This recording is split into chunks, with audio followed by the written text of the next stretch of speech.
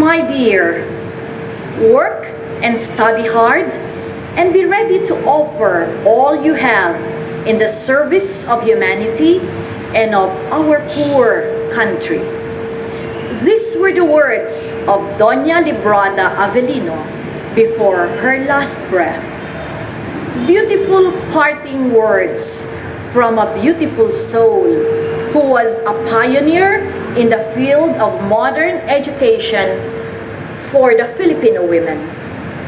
Doña Ada, as we fondly call her, devoted her whole life to the moral and intellectual development of thousands upon thousands of young men and women of the world. It can indeed be said that among the women of our race, she was one of the most blessed and dearly loved. My fellow Escolarians and friends, I am not a descendant of Doña Ada, nor am I a former student of the Grand Lady, but my love affair with her and admiration for her and the school she founded started at birth, since my father Cesar is one of the first graduates of the CEU School of Dentistry. When I learned to appreciate pictures, the first photos I saw were the pictures of my father in CEU Mendiola. When I learned to read, the first text of a diploma that I saw was the CEU diploma of my father, signed by Doña Carmen de Luna. The first stories of college life I heard were the stories of my father in Mendiola with his friends, with the amiable directora, and about the great men and women of Centro. With the Escolarian spirit of my father, I suppose that unknowingly, he inculcated in me and on my siblings Doña Ada's very own Ciencia y Virtud, a motto that is embedded in every heart of every Escolarian for 113 years. Librada Avelino started to implement her plans to open a school for girls in 1907. This was a time when Filipinos were just beginning to accept that women had a rightful place in society. Energetic and highly intelligent, Maestra Ada had a keen sense of history and drew inspiration from great Filipino women whose sense of nationalism and patriotism played significant roles toward Philippine independence. With the help of Doña Carmen de Luna and attorney Fernando Salas, she firmed up her decision to set up the Centro Escolar de Señoritas in Calzada de Iris, now called Azcárraga. In 1924, they transferred the campus to Mendiola. And in 1934, the school name was changed to Centro Escolar University, and since then, it has become co-educational. The school combined cherished Hispanic traditions, including piety and the Spanish language, and the progressive features of an American culture. Doña Ada committed to promote her motto, science and virtue, the philosophy that guided the university through the years. After a century and 13 years, I cannot but fathom at how Doña Ada had the courage to open this school at a young age of 34. I fathom at her stamina to manage the school for about 3 decades. I had some questions like, how was this productive and fruitful lady reared? How did she face her daily struggles? as a manager, as a leader. During that time, as we have read, she only had 750 pesos as her initial capital. How did she, as a young lady, have that financial acumen to manage a school? How did she realize her ideals and dreams in the process of all the educational advancement and in facing all the insurmountable difficulties of running a school? How did she make sure that her big, hairy, audacious goal flourished before and until her death at the age of 61? As one of the vice presidents of CEU today, I can just marvel at the greatness of our foundress. This prompted me for the past 3 decades of my association with CEU to read more about her life and her journey.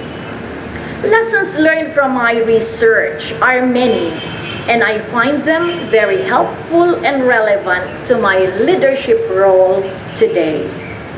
I learned that Doña Ada possessed an enthusiasm that was well-founded not only on her intelligence, but also because of her inmost soul. People saw in Doña Ada the seriousness, the determination when it comes to lifelong learning and professional development. People did not only admire Ada, they highly respected her as well for her advanced liberal ideas which were ahead of her time. Like in the curriculum of CEU, she added foreign language, culture and the arts, internationalization, religion, and the offering of programs like pharmacy, dentistry, optometry, and many, many more. Ada was a woman without hypocrisies nor superficialities. All her life, Ada considered the students of CEU as members of her own family. This keen interest goes beyond the school. It also goes as far as the parents of our students, the business and industry partners, as well, of course, with the parents, with the teachers and staff of the university.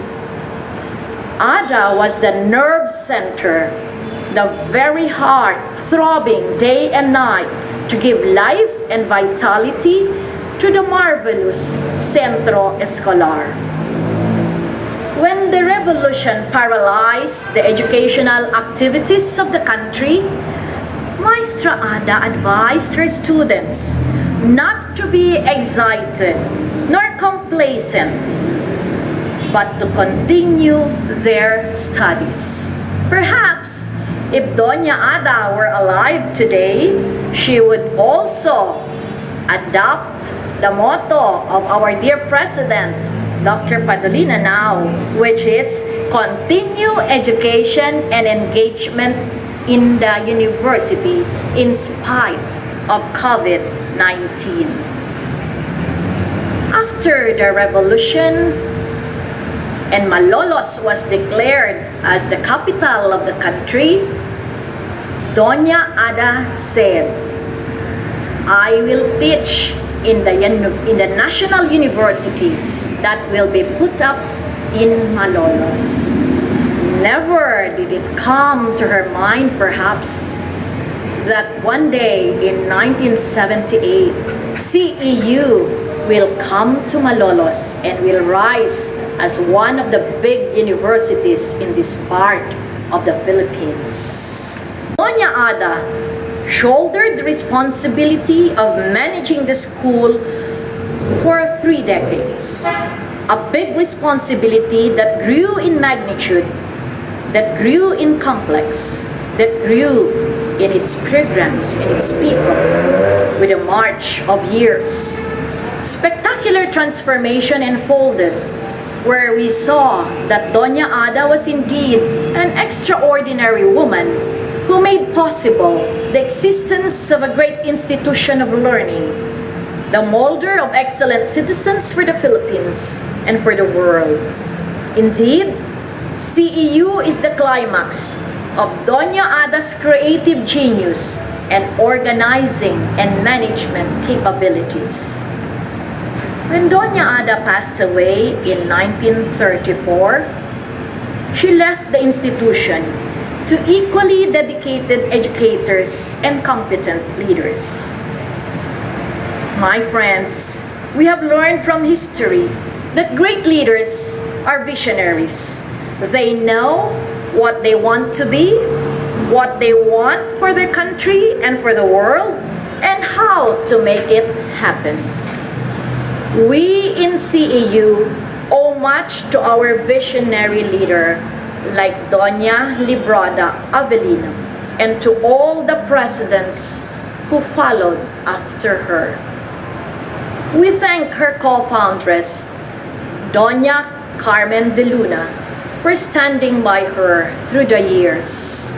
We thank Doña Mameng, as we fondly call her, for her memorable words, kabaitan bago karunungan, which is a very, very relevant philosophy until this time. We thank Dr. Pilar Hidalgo Lim, who adopted the appropriate leadership to foster both academic and infrastructure development and advancement of CEU. We owe a lot to Dr. Jonicio Chonco, who embarked on academic development, enrichment of the different programs, enrichment of our laboratories and clinical facilities, and for opening our eyes to consortial arrangements. With gratitude, we remember Dr. Lourdes Echaus for further raising the standards of excellence in CEU through quality management system, for developing a highly professional and dynamic teaching and non-teaching staff, and for the technological advancement of the university. We thank our very dear Dr. Rosita Navarro, the teacher of teachers, who serve as our role model of intelligence, humility, simplicity, kindness, and thoughtfulness. We thank her for all the advancements in the university brought about by accreditation. Today, she is fondly called as the mother of accreditation. We thank our current successor of Doña Ada, our very dear Dr. Maria Cristina Padulina, who put her heart and soul in the advancement of Centro Escolar University as an internationally renowned higher education institution and university of first choice through her numerous programs for people development and process management, which is now called as Quality People, Quality Management, or Quality University Program, which we call as QP-QU. Friends, January 17 has always been and will always be a special day for Escolarians, not only because it is the birthday of our dear Doña Librada Avelino, but more so because of how great the Escolarians around the world have become through Doña Ada's Ciencia y Virtud. Indeed, my dear friends, science and virtue has become the way of life of every Escolarian, the greatest legacy of our dear Doña Ada. Thank you, Doña Ada. Thank you, Dr. Librada Avelino, for teaching us the way, for teaching us that science and virtue can really go a long, long way. Today, we greet you happy heavenly birthday.